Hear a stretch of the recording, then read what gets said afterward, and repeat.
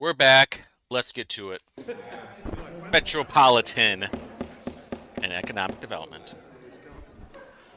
Man, she is grumpy I will now call to order the Metropolitan and Economic and looking Development fit. Committee to order for Monday, March 11th. Hey, We'll look, begin with Jared introductions Evans of my messing around his colleagues on the phone. first row.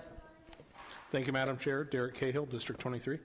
Thank you very much, Madam Chair. Paul Ane, District 22. Thank you, Madam Chair. Brienne Delaney, District 2. Good evening. Thank you, Madam Chair. Kristen Jones, District 18. Good evening, Councilor Jared Evans, representing the far west side. Go ahead. Councilman Ron Gibson, District 8. Good evening, Madam Chair. John Barth, representing District 7. Good evening, Madam Chair. Councilor Keisha Jackson, representing District 15 on the far east side, Warren and Lawrence Township. Good evening, Madam Leader. Leroy Robinson, District 1. Thank you, Councilors Maggie Lewis. The first item on our agenda is proposal number 66, approves the mayor's appointment of Megan. And Megan, you will have to tell us your last name a couple times, as the director of the Department of Metropolitan Development. Rude. Thank you, Leader Lewis and the rest of the committee. So my name is Megan Vukasic. I can say that as many times as anyone needs me to say it, or you can just call me Megan V. That works as well. So I'll tell you a little bit about my background and then my plans as what I know of right now for the department for the rest of this year. So I have been serving as the Deputy Director of the Department of Metropolitan Development since September of last year. Before that, I was with the City of Fishers as their Planning and Zoning Director. I was at Fishers for 7 years. I started as a city planner and kind of worked my way up through that organization. And then before that, I was with the Department of Business and Neighborhood Services as a permit reviewer. And I'm very fortunate during my time at BNS that I got training on the Rezone Indy. I was there when Rezone Indy first was implemented, and so I got some extensive training on that, which is serving me well now in this position. And then I also just have a lot of background in code compliance, zoning review, building code review processes. That's my niche, and so I would say that's what I bring to the table with this position. DMD is working on a ton of projects. I'm sure you guys are aware of a lot of those projects that are going on in your districts.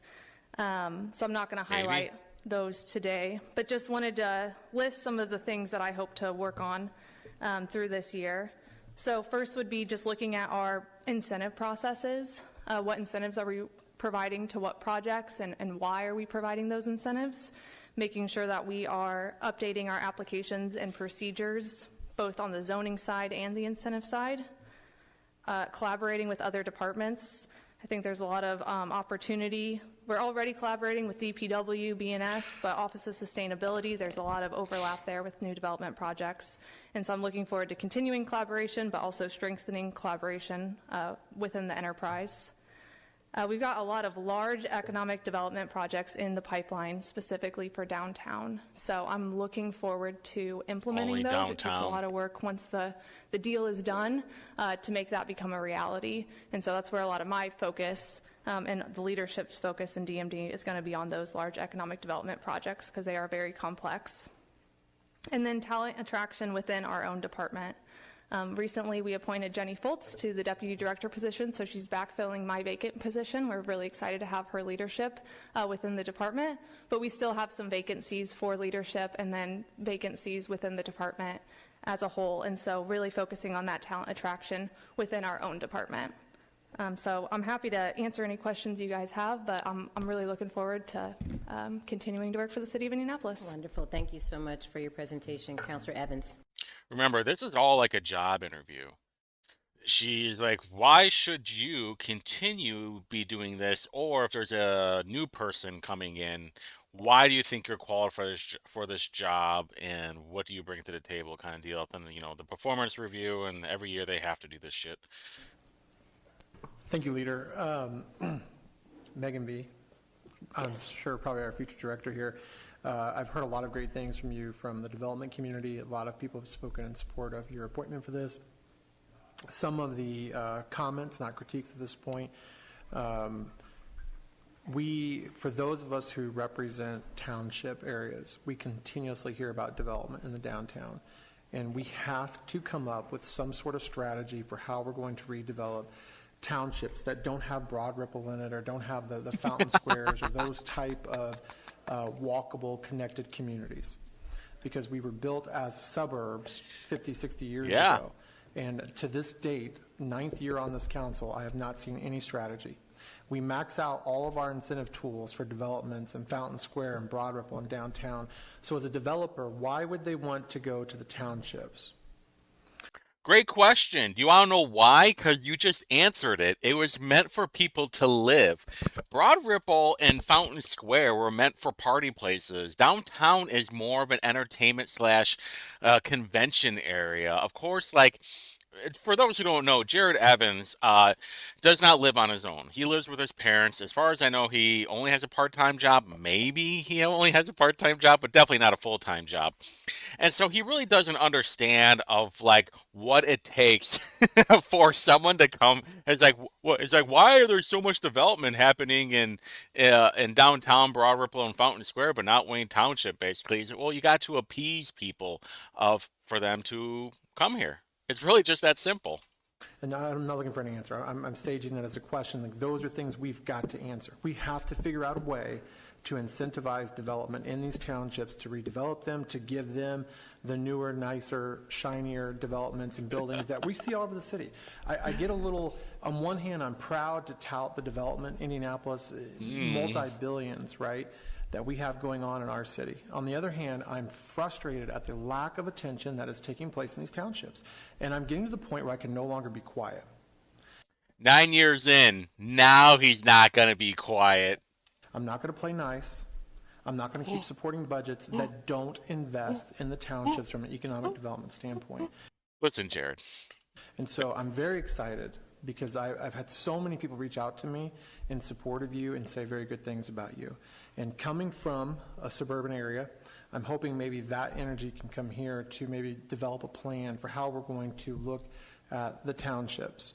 I lost my train of thought for the rest of it. But I am very happy that we're doing folks with you. I think she probably thinks I'm always harping on her. It seems like every time she comes before us, I'm like yelling at her, and it's not her. But I do want to make sure, too, that you hear from me and my perspective that you need to be a voice for this city, not just the Mile Square, not just downtown, not just Center Township, but you need to be a voice that we've got to come up with a strategy. And we need more funding. So those people up on 25, Sarah Reardon, controller, whatever, they need to give you the funds that you need to adequately develop this city out. So I'm looking forward to voting for you in support of your nomination. Thank you. Thank you. Additional. Listen.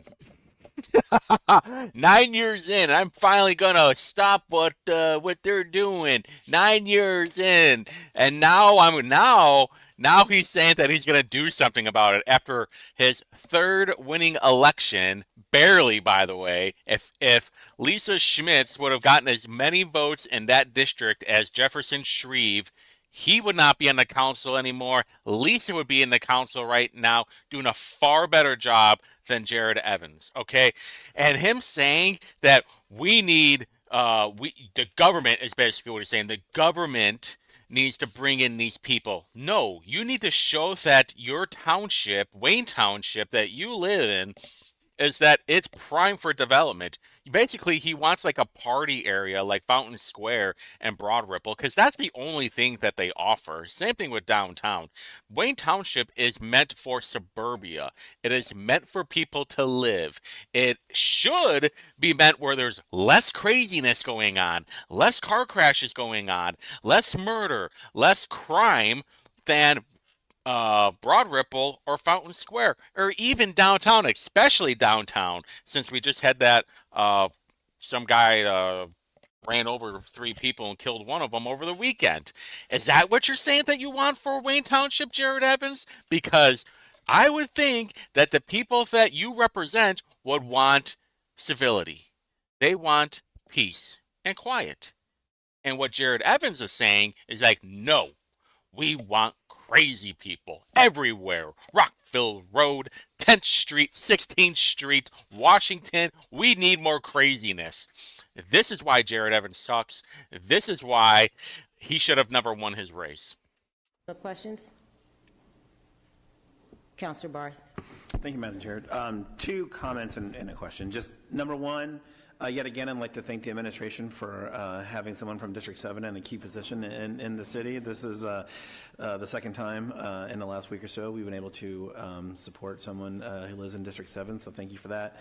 Number two, I'd like to support Councilor Evans. I think his point is a good one, especially post-pandemic. There's been, the eye of the city has been pointed directly at downtown, and it seems like not even the peripheral vision is hitting other parts of the city. And even though I have Broad Ripple in it, it feels like there's no articulated, clear strategy as to how to maximize the benefit of Broad Ripple and how to address a lot of vacancies in storefronts and to Isn't that your job? You represent the people. Shouldn't you kind of be going and looking for people to want to invest into Broad Ripple? Same thing with Jared Evans. You should be looking for people that want to invest in Wayne Township. take advantage of the new residents who are in some of the new developments. It's not translating into less bars and more daytime activities. It's translating into more bars, which is a ongoing negative effect to have ongoing an increase in bars in Broad Ripple. So, didn't I just say that? Didn't I just say that? what I'd like to do is work with you to have a really clear, articulated, I know, I'm the best. well-supported strategy for Broad Ripple to help it overcome these barriers that we have with way too many bars who are sometimes running way too late at night. So that's that. Oh, and then the third one, I was interested in your... Hold on, be quiet. I've been saying that for a long time, actually. That as much as, the people, the libertarians are going to hate this, there needs to be a restriction on what time the bars stay open till, because I think we all know nothing good happens after midnight, and truth be told, nothing ever does. Just like that crash I was telling you about a second ago, that happened at 2 a.m. I mean, I think bars should be closed at midnight at the very most, but that's just me. Your comment regarding, I've long thought that there are better opportunities for coordinating on environmental issues, and you mentioned coordinating with the Office of Sustainability. Could you expand on that a little bit and what you think some of the opportunities are? Yeah, so there's a lot of federal incentives right now for development, a lot of tax credits, and a lot of those are focused on greenhouse gas reductions or environmental measures. And so as the Office of Sustainability is pursuing those federal incentives, and then our development projects are pursuing state and local incentives, I think there's a lot of partnership opportunities to see how those align. And a recent example is we're working on an RFP for some DMD-owned real estate, and we're working with the Office of Sustainability, so that way any of the proposals we get back incorporate some of these green, energy-efficient features on the site. Thank you. Thank you. Counselor. Hi, I just wanted to echo Councilor Evans and Barth's comments that I really do hope that we will see some development focused on the donut townships. It's been challenging to see in my district the growing commercial vacancies with seemingly no plan to address or concern. I'm happy for everything that's happened downtown, but I do think we can't just let blight set in surrounding downtown. Do I even need to say it again? Bring in people, then. You want to know why? Here, I actually did this research real quick. Hold on. Let me bring this up. Okay, hold on. Yep. All right, now check this out. I was doing a comparison on Marion County, Hendricks, Hamilton, and Johnson County.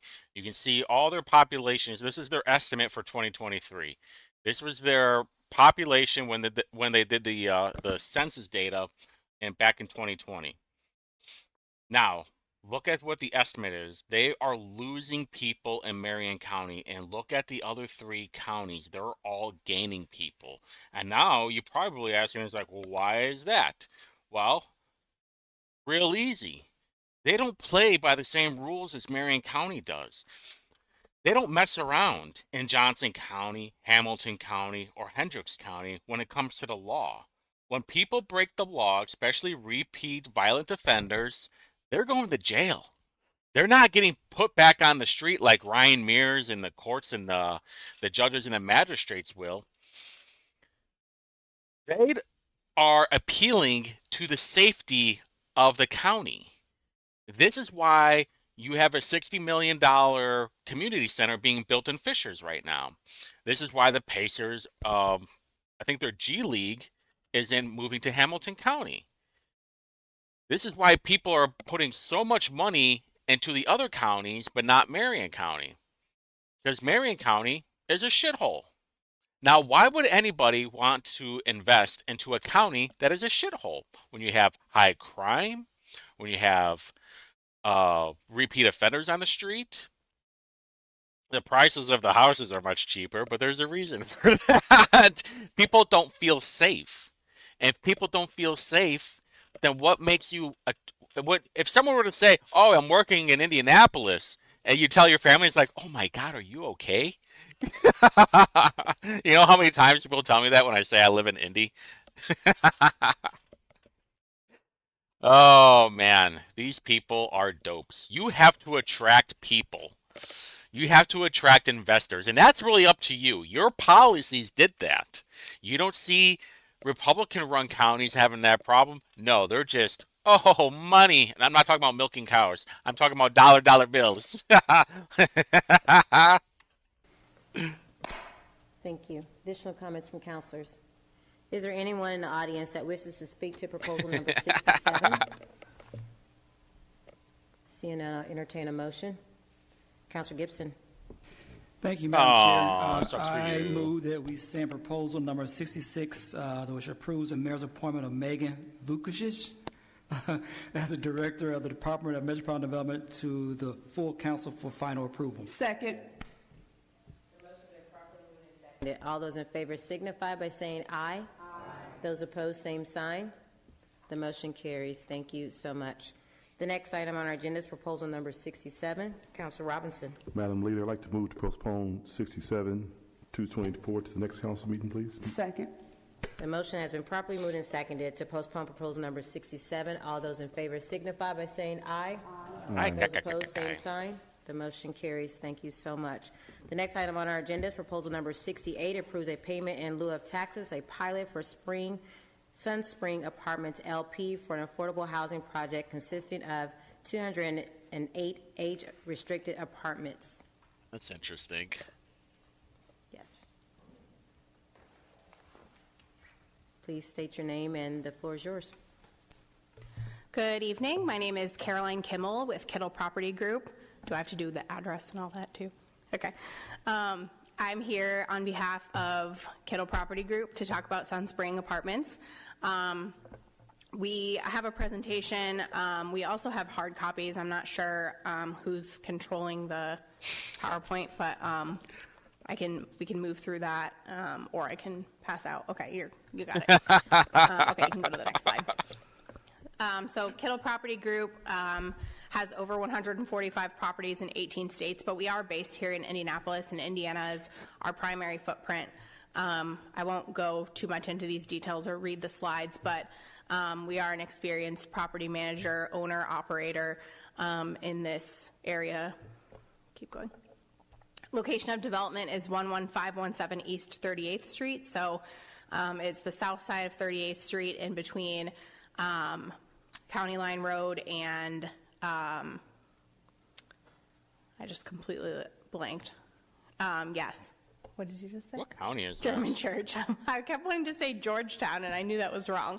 In between County Line Road and German Church, it is a 54-acre parcel, so it is quite large, and a majority of that will be undeveloped due to floodplain. So if you look at the site plan there, I have off video to on the east side of the site, there's a large portion that will be undeveloped, and then there are also some power lines on the west side of the site, and anything on the other side of the power lines will be undeveloped as well. And this sits back pretty far from the road too, so this will be a really nice, more private community that really benefits a lot from the trees that are surrounding all three sides of the development, which we have no plans to remove. Most of them are in that flood zone anyway, so we won't be touching them.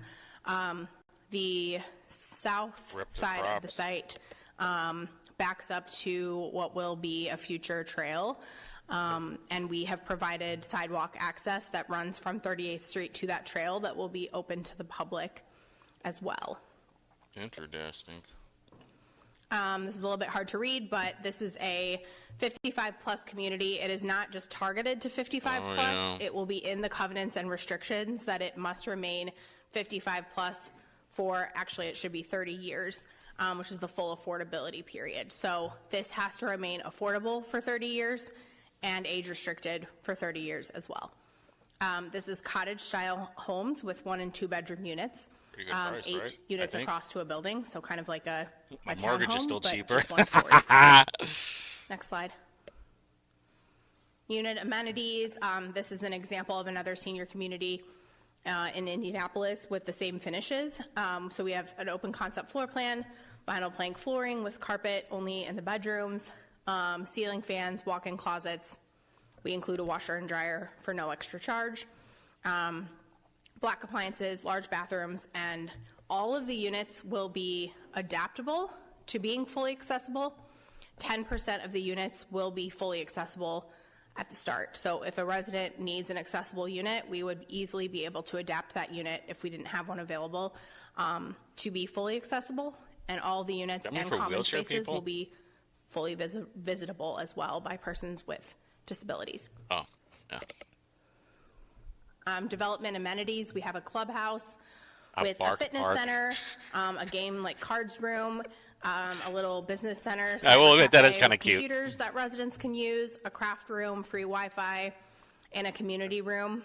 And outside of the site, we'll have a dog park, grilling areas, gardens, and a walking trail. We are partnering with KG, Community Action Agency of Indianapolis, to provide services. So services that we offer on site are listed on the left-hand column. Services that KG will be providing are listed on the right-hand column. And some of those offices, or some of those services will be within KG's offices, but we are also providing transportation to the residents. So we will have Nutrition a class. resident Don't eat bus, garbage. that will be able That's to all take you gotta residents do. not only to Don't KG, have like but a jar based on the interest of the peanut residents, butter we'll run daily and a trips can of to whipped the cream grocery and like store, put them in your mouth like Walmart, ah. That's and you. the library. Problem So kind of our solved. plan is to see what the residents' interest is and where they would like to go, and then create a Oh bus schedule my that would God. follow those interests. Keep going. There's our sources and uses. I won't read that line by line. Sure, Keep getting going.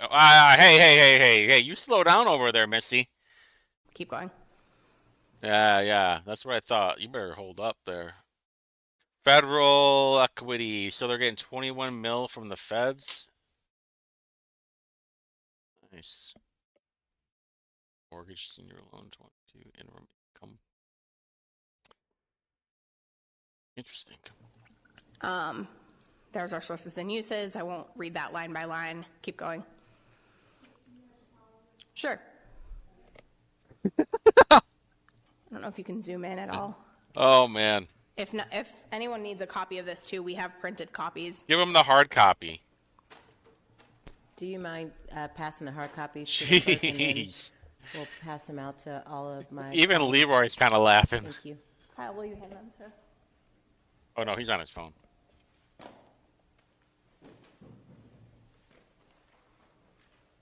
Thank you so much. Yep. Thank you very much. So who? Oh, Michael Hart's not So there. we have federal tax credit equity, which IHCDA has committed to. Diverted Brian development Mowry fee, there the whole time? A mortgage, the commitment deposit, which comes from the Freddie Mac loan. It's kind of like a deposit and it's a source and a use, but I thought I would list it anyway. So majority of the source is coming from federal tax credit equity and the mortgage. You can go to the next slide. So the request from the city is a payment in lieu of taxes in the amount of 2% of the annual rental income minus utility costs, which is equal to an annual payment of approximately $47,000. This payment will increase by 3% annually until the end of the pilot period. So this is a 30-year pilot, which is a little bit different than the pilots that don't have to come through council.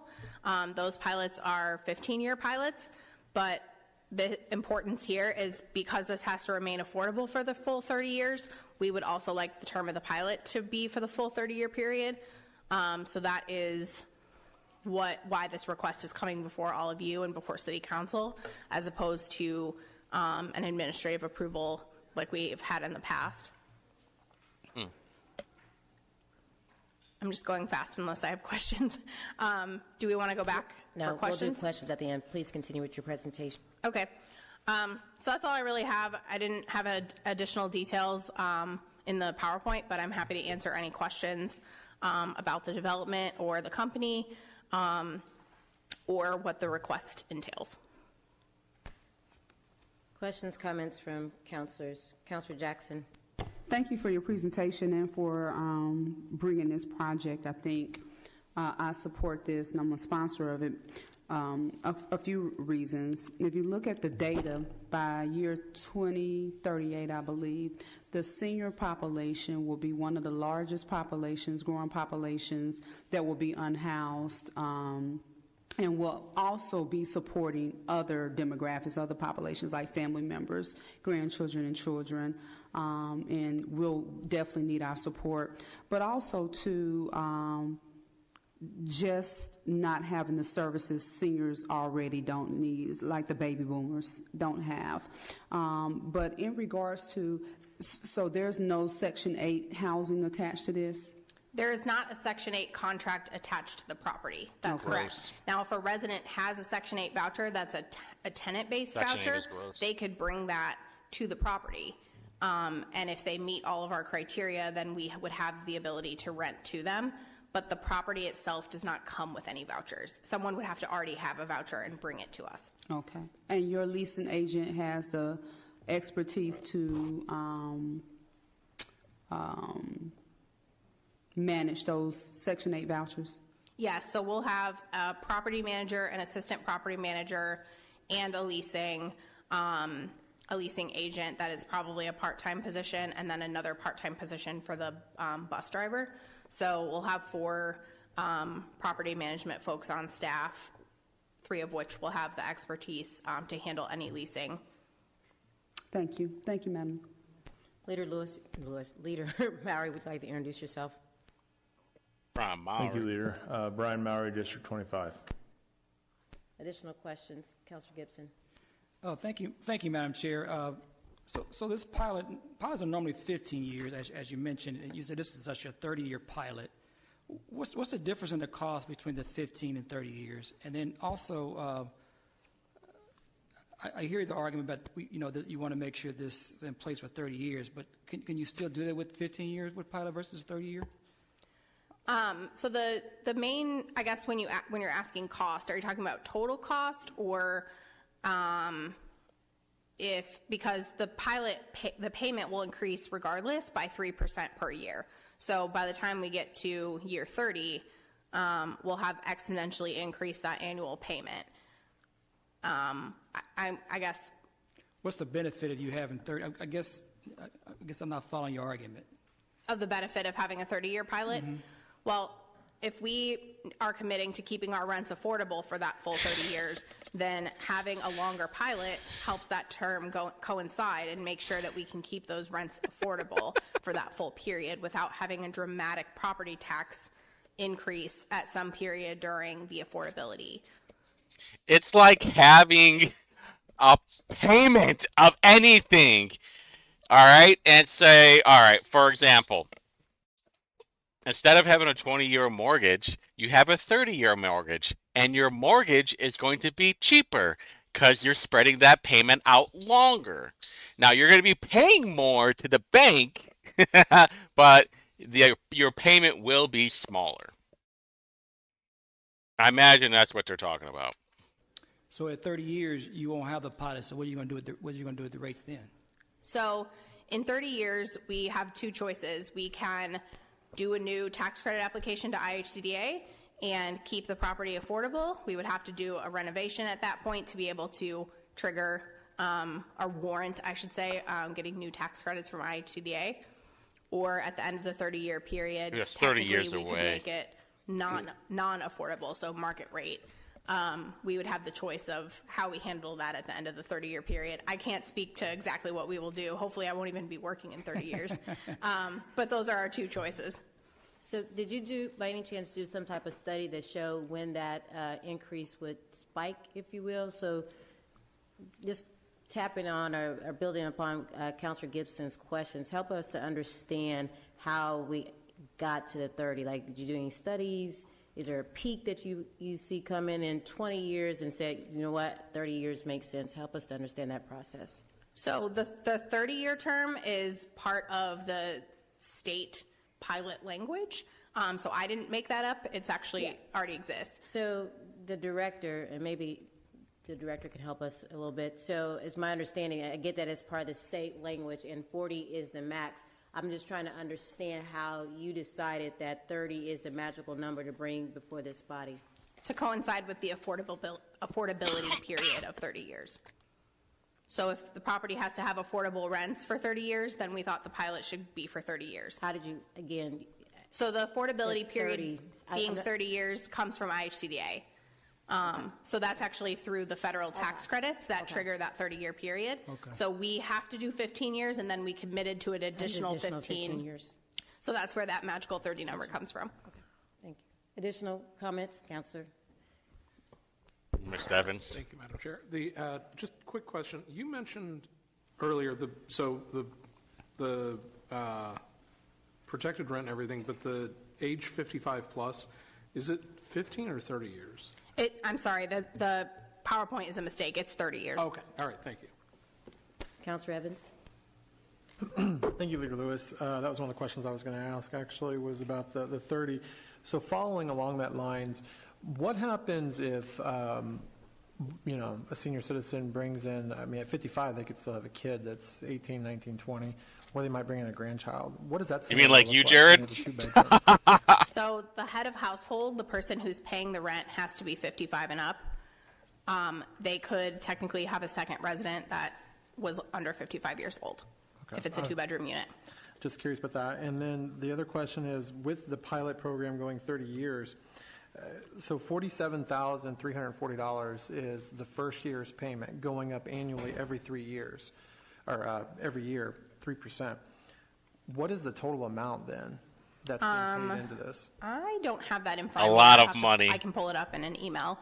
I don't have it in front of me right this minute, but I can pull it up on my phone or send it to you afterward. Because that seems like a pretty valid number that we should know. Sure. As to how much the city's incentivizing this development. Okay. And that percent of the pilot program. Doing this whole thing. People with that glasses is where they coming go out like. of property tax revenue that we're generating from the development. So that 3% is in lieu of property taxes. So rather than paying property taxes, we will pay that annual payment to the city instead. That's interesting. That's interesting. I would say, it's like, I wonder if they've ever thought of that before, but I'm sure they have. I'm just thinking about residential, right? Because property taxes are so high because the assessed value went up.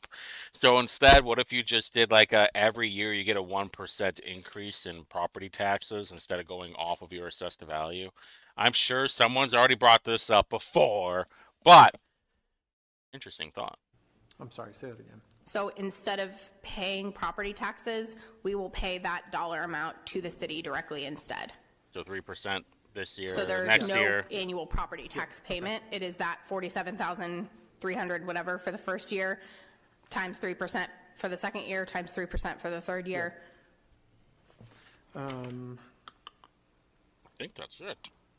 Oh. Do you guys intend to keep this property, or do you have intentions of selling it? We actually can't sell it. You can't sell a LIHTC property for the first 10 years. We have never sold a LIHTC property within that first 15 years, so I can certainly speak to that. We don't sell our properties. There's really no incentive to sell a LIHTC property early, so no, that is not our intention. Yeah, I wanted to add one last question, Leader. The deferred development fee. What is it? You have a deferred development fee of $5.6 million. That's not very common in the development world. So I'm curious as to like your model for where's the benefit to you guys? So IHDA allows you to take a developer fee of up to 15% of total development cost. So our total developer fee on this project could be $7 million. Instead of keeping that $7 million for our pocket, we're putting $5.6 million back into the development. Okay. So that's our contribution to fill the gap as the developer. Okay. Thank you so much. Yep. That's interesting. Thank you, Madam Chair. Sounds like a scam. The development service plan, some of which is provided through a partner and some of which is provided through you. Are these commitments you're making throughout the life of this 30 years that all these benefits will be participating? Like the bus, for example, is an ongoing commitment and cost. If you're going to provide, could you describe a little bit more the assistance for SNAP and I assume Medicaid and others? Is there someone with expertise who helps with that? Do you bring someone on board? Just help expand on what you're committing to and if it's committed to for the life of this 30 years. Sure. So I think Barth does something with healthcare, like consulting or something. I'm not sure. So yes, these services will be tied to the pilot. So the pilot agreement will have a services contract that goes with it. So we have to stick to these services for the full period of the pilot.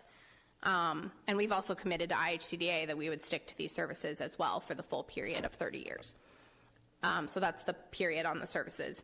As far as, I'll just kind of run through some of these services that KPG provides. So we have a KPG Residence Council where property management team will meet with residents on a monthly basis to talk about any concerns that they have and plan events. The senior properties are really big on having events and get-togethers and everything, so we want to make sure that is happening. Food pantry is something that we provide, we pay for. That's just basically keeping a pantry stocked of canned goods and other non-perishable items that residents can take at their need at any time. Meals on Wheels, we have deliveries set up on through Meals on Wheels that come to our development for residents that sign up for that. Assistance with applying for SNAP and other benefits. We have one of our property management team members will be trained in filling out those applications, and some of these are on the computer. Some of our older residents are not comfortable going on the computer and applying for these things. So we have someone in the office that will sit with them at the computer and help them get those applications submitted. Okay, that's what I was wondering about, because some of these applications for assistance, especially if you're expanding into assisting them with Medicare and Medicaid, those are very complicated, and the person who helping them will need to be trained specifically for that. So that's what I really wanted to check on. Correct. Councilor Jackson. Thank you. Is this project eligible for re-syndication at 15 years or the 30 years? So we could re-syndicate it at 15 years, but we still have to keep it affordable. Even if we were to re-syndicate it, the affordability period is 30 years, and even if you re-syndicate, that affordability period does not change. Okay, thank you. Additional questions, comments from councilors? Is there anyone in the audience that wishes to speak to proposal number 68? Seeing none, I'll entertain a motion. Councilor Jackson. Thank you. Madam Chairwoman, I move proposal 68, 2024 to approve a payment in lieu of taxes pilot for Sun Spring Apartments LP for affordable housing project consisting of 280 age-restricted apartment units together with functionally related and subordinate facilities for low and moderate income individuals located at 11517 East 38th Street, District 15, being financed in part with low income housing tax credits pursuant to Section 42 of the Internal Revenue Code of 1986 and provided in IC 36-2-12. I so move. Second. The motion has been properly moved and seconded. All those in favor signify by saying aye. Aye. Those opposed, same sign. The motion carries. Thank you so much for the presentation. Thank you. Seeing no other business before us, I'll entertain a motion for adjournment. I move to adjourn. We are adjourned. Oh man, I love short committee meetings. By the way, if you've reached the end of this video, there was a 3-minute administration committee video or a meeting the other day. It was this week. I will not be doing that. I'm just letting you know. 3 minutes is not even worth my time. All right. Until next one.